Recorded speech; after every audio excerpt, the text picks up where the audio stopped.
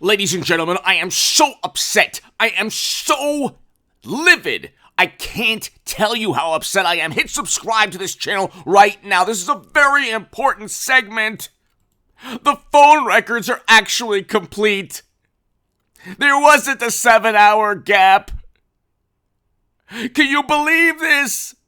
The orange Houdini, the criminal Houdini of our generation, got out of yet again another contraption, another scandal of his own making. White House phone records for January 6th are complete. Official review finds 7-hour gap in logs explained by Trump's habit of having staff use landlines and cell phones to play calls for him. This is the Daily Mail an hour ago. The man is now acquitted. He was going to be indicted. They didn't indict him for clearing Lafayette Square. That never happened either. How many news stories can we hear that never actually happened? That get the morally superior, wonderful, amazing liberal Democrats to think that he's going to go into The Hague forever where he belongs? Please, Pelican Bay, Rikers Island, do something. Get him there. He's a criminal. It was everywhere. Washington Post, New York Times, CBS News, everyone was reporting the same thing yesterday. Literally, it's a story that's been out for 2 days. I said he was going to get indicted because he, like Richard Nixon with the 18 and a half minutes of tape that just miraculously went missing, I said that he ripped out tape from the cassette and snipped it all up. Snip, snip, snip, snip, snip, snip, snip. Democracy, democracy. But apparently it's not true. Today, Daily Mail, White House phone records for January 6th are complete. So what are you saying? He wasn't hiding anything? He was working with the Kremlin. We know this from the Steele dossier. But the Steele dossier was purchased. So now we don't have that. And the Mueller probe didn't find that he actually worked with Russian operatives or that anyone did. And Stormy owes him money. Stormy owes him. He owed her.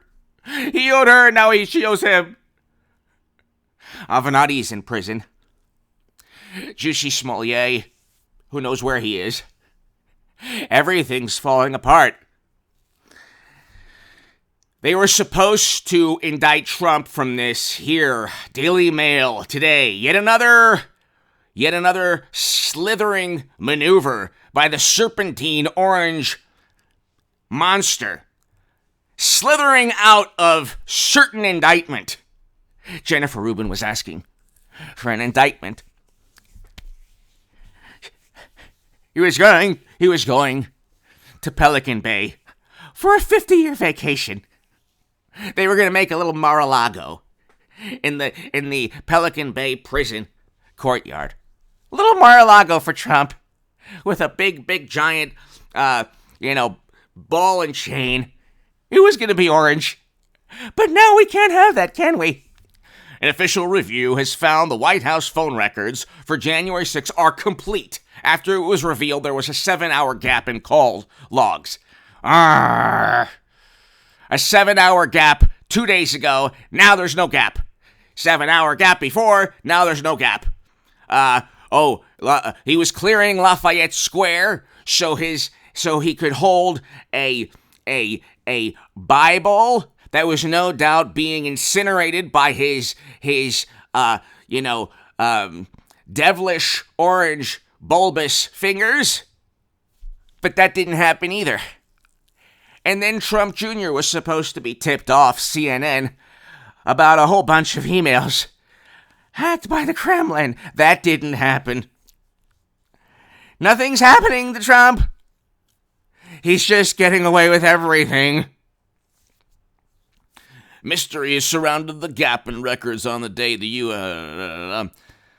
But an official review of White House switchboard records and presidential daily diary turned over by the National Archives to the House Select Committee investigated found that they were complete with no missing pages from the call log. So you mean to tell me that 2 days ago I was told that he was going to get indicted from a 7-hour call log, and now, literally just 2 days, the call logs are complete? What? When is this man going? Al Capone was an altar boy compared to Donald Trump. Just indict him for being orange. Go ahead and make a federal code and statute that says you can't be fat and orange. And you can't have a name that starts with the letter T and ends with a P. And be a former president and have a show say that you're fired. And then put it in a legal statute and say, oopsie, Trump fits that. That's bizarre. We have to indict him. This is yet again another example of democracy being completely dumped on with Trumpian fertilizer that, by the way, is now at an all-time high because, oh, by the way, we're going into a recession. Inflation is rampant and skyrocketing. And hit subscribe to the Stock Market Crash channel because I'll have a segment right after this. It's in the pinned comment. I also wrote about the upcoming stock market crash in the pinned comment. We're going to experience one, unfortunately. We're heading into a recession like I predicted within the stock market crash, within the Federalist article, but I also explained, and the major prediction is that we're going into a stock market crash. So read that article that I wrote in the Federalist. It's in the pinned comment. To my new Patreons, thank you. You might say, oh, I don't like this type of satire and sarcasm. I don't like seeing you this way. But every once in a while, I become a morally superior, wonderful, amazing liberal Democrat. I've purged myself of any friends that could believe anything that Trump said, because I don't want to be near associated with those people. I'd rather have record high inflation. I'd rather have skyrocketing oil prices and gas prices and energy prices. I'd rather have poverty increasing. I'd rather have homelessness, rampant crime rates rising through the roof, geopolitical nightmares. Why didn't the Kremlin invade under Trump? Because Trump was giving them exactly what they wanted. He was ruining the North Atlantic Treaty. And so because Biden wasn't, and that's why Vladimir invaded. You see how it works? I was listening to Seth Meyers the other day, and he said that it was loathsome that Madison Cawthorn would say any, nutty thing. Well, I actually believe that Trump was in a Moscow hotel room engaging in a certain type of shower with a certain type of bodily fluid. How do I know? Because it was in the Steele dossier. I can believe that. But if Madison Cawthorn says something, you know what? It's loathsome. Loathsome. And you must rid yourself. I read the comments on that Seth Meyers video. People were saying, I rid myself of friends who believe this stuff. But I don't rid myself of friends who believe that Trump was in a Moscow hotel room engaging in a certain type of behavior. Okay? Or that a former president had a oil painting of him in a blue dress owned by some despicable, nasty criminal. Oh, leave my name out your mouth. You don't even talk about me. By the way, I do want, breaking out of character, I want a Trump-Clinton rematch. Please, God, please, Lord. Hillary Clinton, Donald Trump, 2024. This will be the best thing that ever happened to the country. And I want that to, I swear to God, Hillary Clinton needs to be the nominee. She'd be a million times better than whatever it is we have now.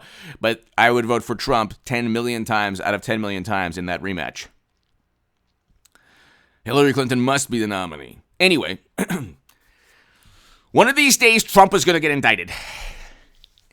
He's the Wile E. Coyote. No, he's the roadrunner of political corruption.